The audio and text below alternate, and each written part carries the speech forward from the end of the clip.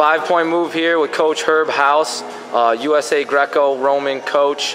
Herb, we didn't have the tournament we wanted here for USA Greco, but there's a lot of positive changes, happening. You being a big part of that, you working, hands-on with a lot of these guys who had success, like Kamal Bey, who just became world champion. What do you think needs to happen for USA Greco to turn the corner? Well, I think the biggest thing is that we need to improve our base, develop our youth program, improve our juniors, and we need to have more of a depth in our weight classes.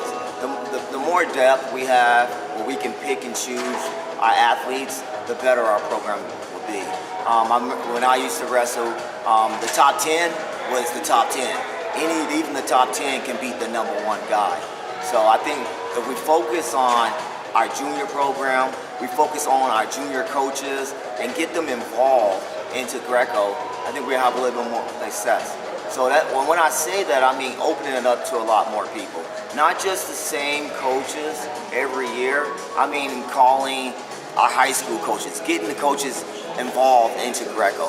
I think a lot of coaches don't want to be involved because they feel that it's always going to be the same people over and over again that get selected to go overseas or get selected to go do this. So I think if we get everybody involved and get them, like even the ones that we don't really know about, a high school coach that's doing little things at their high school to improve Greco-Roman wrestling.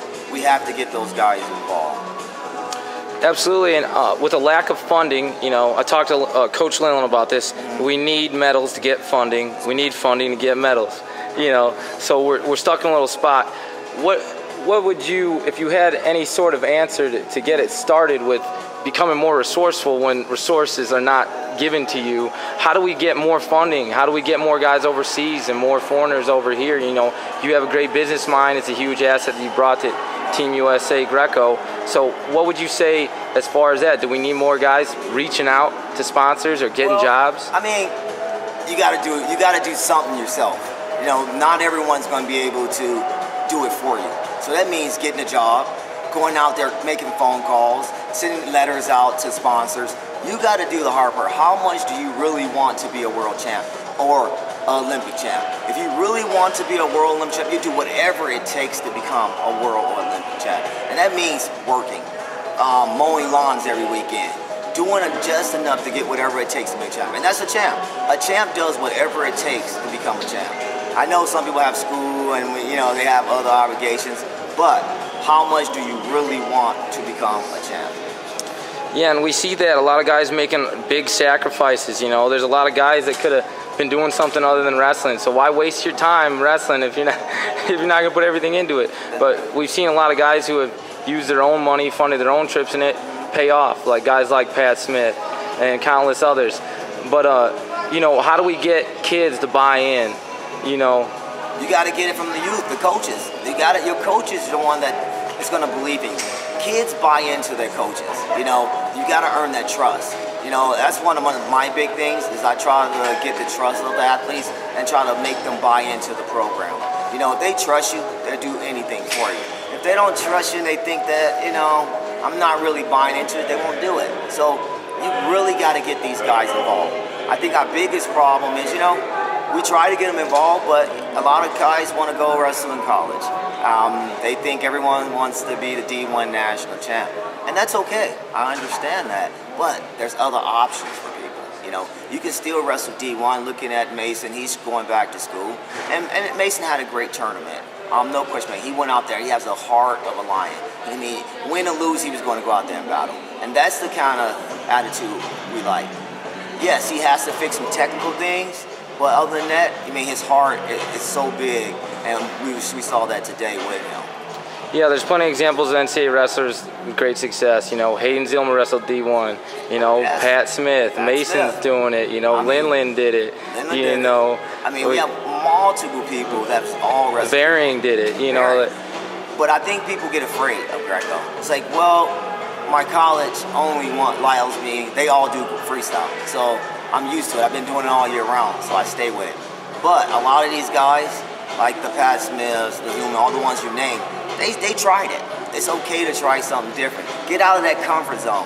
I think a lot with us, we're used to that comfort zone of freestyle and folk style. It's okay. When I used to wrestle, I wrestled all styles. I didn't care.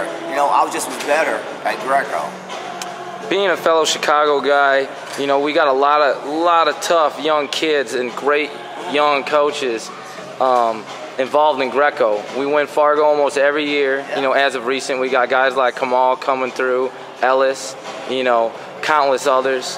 How do we? You talked a little bit about getting younger coaches involved in the international level. Like, how do we get guys like, you know, Powell and Medlin and Kowalchuk coaching with young kids overseas? Like, why is there not an international tournament in Chicago? You know, we had the Kirby Cup, but what do we got to do? Whose doors do we need to be knocking on? We just gotta knock on doors. We gotta push the fight. Just like when we all came together for the Save Wrestling, when wrestling was taken away from the Olympics, everybody came together. The Greco community has to come together. Chicago and Illinois is one of the biggest Greco states, I feel, out there. Every year we produce somebody out there, and we have a lot of Greco kids out there. Brian, Mike Powell, the coaches you name. We have to get those guys involved, because if they're buying in, the kids are going to buy in, because they have that close relationship with the athletes. Brian Midland's right now, he's at Illinois. He's opened up at ROTC. Great. I mean, that's what we're pushing for. We're pushing guys over there to say, hey, this is your opportunity to go to school and wrestle Greco at the same time. Absolutely, and we need more of that. All right, Coach. Well, thanks a lot for your time, and you know, I think it's looking up, man. We just need more guys like you. We did well. I mean, I think we just need people to volunteer. Yeah. Every day I come here. I don't get paid to come here. I do everything for free. I volunteer my time every day. I own a business, so I take time out of my business to come here just to make sure I can take care of these kids and support Greco. I am a diehard supporter of Greco-Roman wrestler. I've been doing Greco all my life, and whatever it takes for me to make sure this program is successful, that's what I do. And we appreciate it, Coach. No problem. All right, we'll sign out here with Coach Herb House from Paris, France World Championships.